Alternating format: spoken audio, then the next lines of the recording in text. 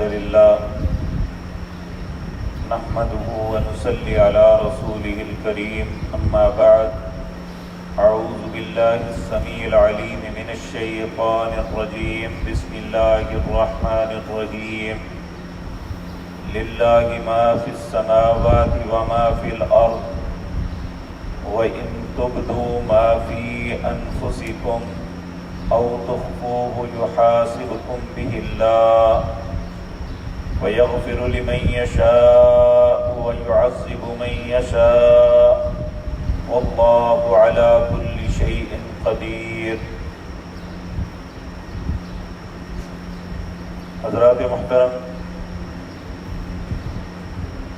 قرآن کریم کی یہ آیت انسانی زندگی کو جھنجھوڑنے کے لیے بہت سخت ہے۔ ایک تو یہ ہوتا ہے کہ انسان کوئی عمل کرتا ہے، اس آیت میں اللہ رب العزت نے یہ فرمایا کہ جو تم اپنے دل میں سوچتے ہو، چاہے اس بات کو ظاہر کرو یا چھپاؤ، یحاسبکم بہ اللہ، اللہ اس کا محاسبہ کرے گا۔ جب یہ آیت اتری تو صحابہ کرام رضوان اللہ علیہم اجمعین کی کیفیت یہ تھی کہ ہر شخص نے اپنی کمر پہ ہاتھ رکھا ہوا تھا جیسے اس کی کمر ٹوٹ گئی۔ نبی کریم صلی اللہ علیہ وسلم کی خدمت میں آ کے عرض کرنے لگے، اے اللہ کے پیارے حبیب صلی اللہ علیہ وسلم، اگر ہمارے دلوں کے خیالات کا بھی محاسبہ ہوا تو ہم تو ماریں گے۔ تو نبی کریم صلی اللہ علیہ وسلم نے تھوڑا سا سخت لہجے میں بات کہی کہ تم بھی یہود اور عیسائیوں کی طرح ہو گئے ہو کہ تم یہ کہو کہ سمعنا وعصینا، ہم نے سن لیا اور نافرمانی کریں گے، بلکہ تم یہ بات کہو کہ سمعنا واطعنا، ہم نے سن لیا ہے، ہم مانیں گے۔ اور صحابہ کرام رضوان اللہ علیہم اجمعین، اللہ ان کی قبروں کو نور سے بھر دے، ان کی زندگی میں نہ ہے ہی نہیں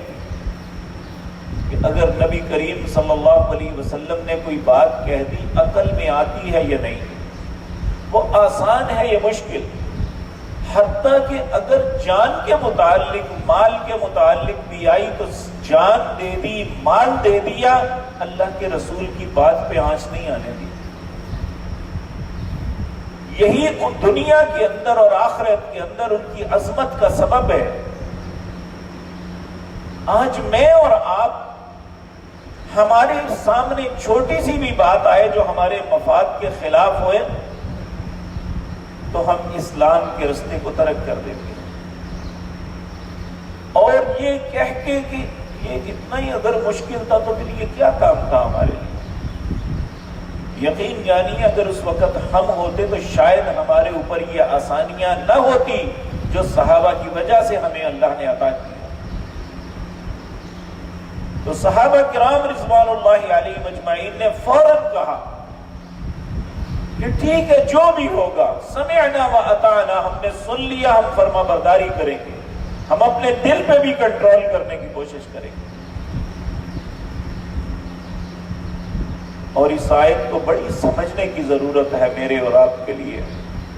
کیونکہ آج جتنے بے خوف ہمارے دل ہیں کسی اور کے نہیں ہیں، باوجود اس بات کے کہ ہم اللہ کو اپنا رب مانتے ہیں، رسول اللہ صلی اللہ علیہ وسلم کو اپنا رہبر مانتے ہیں، قرآن کو کتاب حق مانتے ہیں۔ اللہ رب العزت فرماتے ہیں کیف یہدی اللہ قوما کفروا بعد ایمانہم، اللہ اس قوم کو کیسے ہدایت دے گا جو ایمان لانے کے بعد کفر کرتی ہے۔ وشہدوا ان الرسول حق، اور وہ اس بات پہ گواہ ہے کہ اللہ کے رسول سچے ہیں۔ ان کی ہر بات سچی ہے، پھر بھی انکار کرتے ہیں۔ اللہ ہم سب پہ رحم کرے اور ہمیں ہدایت نصیب فرمائے۔ وہ کہنے والا ہے یا سننے والے، آج تو یقین جانیے کہ ہمارے سامنے قرآن کی واضح آیت آ جائے، رسول اللہ کا واضح فرمان آ جائے، ہم اپنی جگہ پہ سٹک ہیں، ہمیں نہیں احساس، پھر بھی ہمیں یہ بڑی خوش فہمی ہے کہ میں بڑا اچھا ہوں،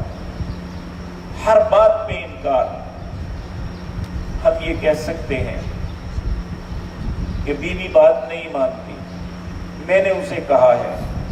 اولاد کو سمجھاتا ہوں، اولاد بات نہیں مانتی، یہ عذر بن سکتا ہے، لیکن یہ جسم تو میرا اپنا ہے، یہاں کہاں سے عذر لائیں گے کہ یہ جسم میری نہیں مانتا؟ میں نے ساری زندگی رسول اللہ کے چہرے کو بنایا نہیں ہے، میں ان کو رسول مانتا ہوں، انہیں بڑا خوبصورت تصور کرتا ہوں، لیکن میرا چہرہ رسول اللہ کے چہرے جیسا نہیں ہے، میرا اخلاق رسول اللہ کے اخلاق جیسا نہیں ہے،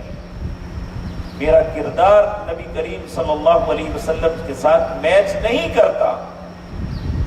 پھر بھی میں خوش فہمی میں کیوں بڑا اچھا ہوں۔ کاش ہم صحابہ کی عشر عشیر بھی اللہ کی بات کو ماننے والے بن جائیں۔ اللہ رب العزت پہلی بات یہ سمجھاتے ہیں، آج ہمیں غلط فہمی ہے، یہ میرا ہے، یہ میرا ہے، یہ میرا ہے۔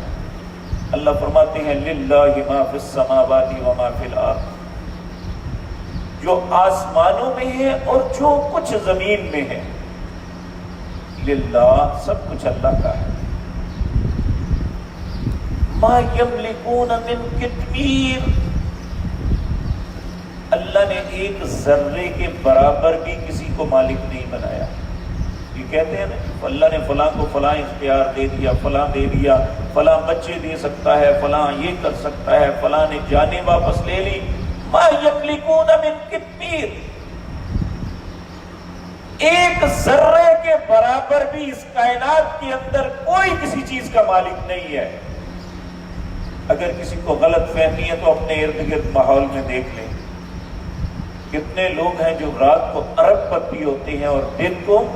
وہ محتاج اور کلاش، ایک وقت کی روٹی نہیں ہوتی، ایک رات میں سب کچھ جل کے راکھ ہو جاتا ہے، یہ چھن جاتا ہے۔ کتنے لوگ ہیں کہ جنہیں اللہ بہت بڑے بڑے منصب پہ فائز کرتا ہے اور دوسرے دن وہ قید کی اتھاہ گہرائیوں میں پڑے ہوتے ہیں۔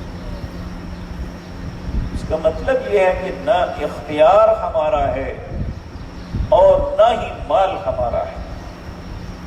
یہ اس وقت تک ہمارے پاس ہے جب تک ہمارا رب چاہے گا۔ وگرنہ ہم دیکھتے ہیں، ہم بڑی محنت سے ایک چیز تیار کرتے ہیں،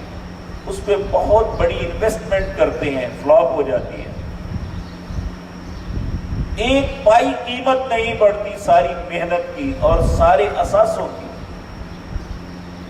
حتیٰ کہ بعض اوقات انسان جو ہے دل برداشت نہ ہو کے اسے ہارٹ اٹیک تک ہو جاتا ہے،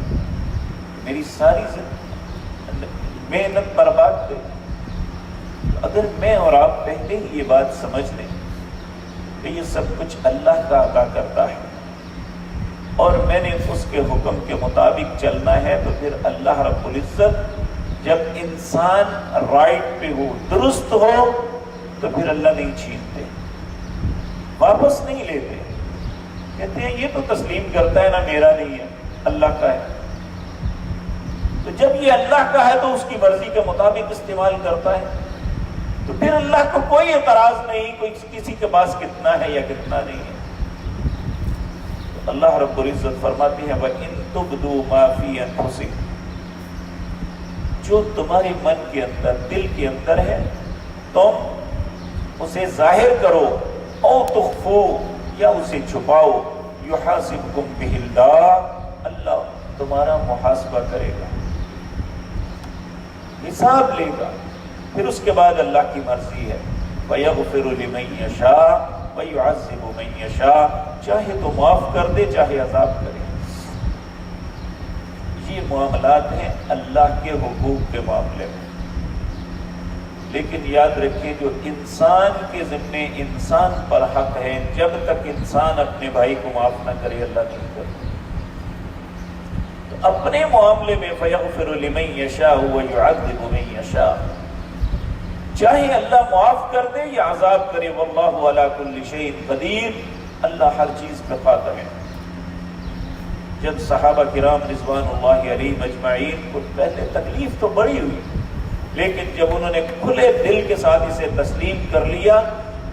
تو جب انسان اپنے آپ کو اللہ کی اطاعت فرما برداری پہ تیار کر لیتا ہے تو اللہ اس کے لیے آسانی کے دروازے کھول دیتا ہے.